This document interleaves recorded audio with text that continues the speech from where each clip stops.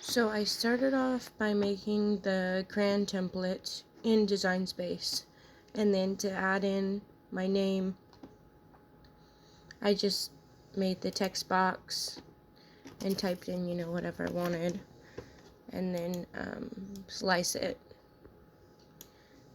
in the, let's see, oh, I have it attached actually, sorry. Okay.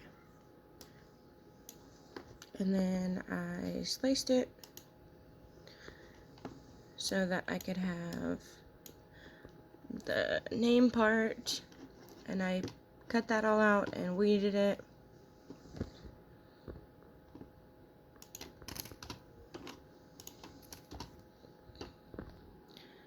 And then I just bought one of these very basic staplers from Walmart and took the top off, which is really easy. I'm doing this one-handed, so I can't show you how to take the top off, but there's a video on YouTube that I can link. It's very easy. You just take that clip off, and then you take the sides off.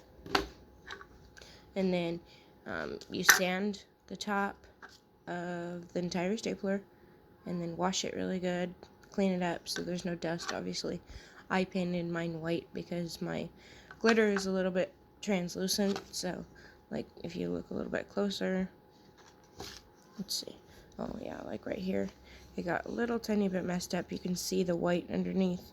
I just didn't want to be able to see the black underneath.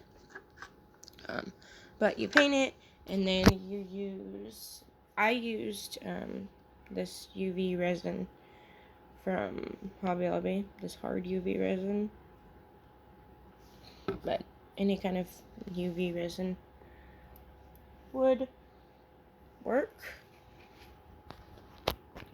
So then I just put my UV resin down, put my glitter on, and put it under the light for 60 seconds. The one YouTube video I actually watched, she put tinfoil under her light so it reflected, so you didn't have to just keep spinning. I tried that. It didn't really work for me, so I kept having to spin. And what I found worked really well to be able to hold the stapler underneath the light is using, it's actually a marshmallow roaster for like a campfire that we never use, so I just like stuck it, let's see if I can do this, stuck it back here like this and put a piece of tape so it could hold it.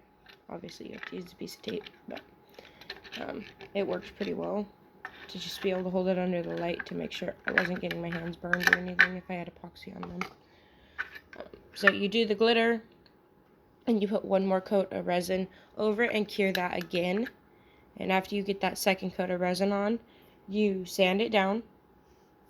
Not all the way, but you sand it up enough to be rough, and then that's when you would put your vinyl on and epoxy over that again. That would be your thickest layer that you epoxy after you put the vinyl on. And then once it's cured under the light, where it's not sticky anymore, I used an alcohol pad and wiped it all off so I could make sure like there was no stickies, and then you're done.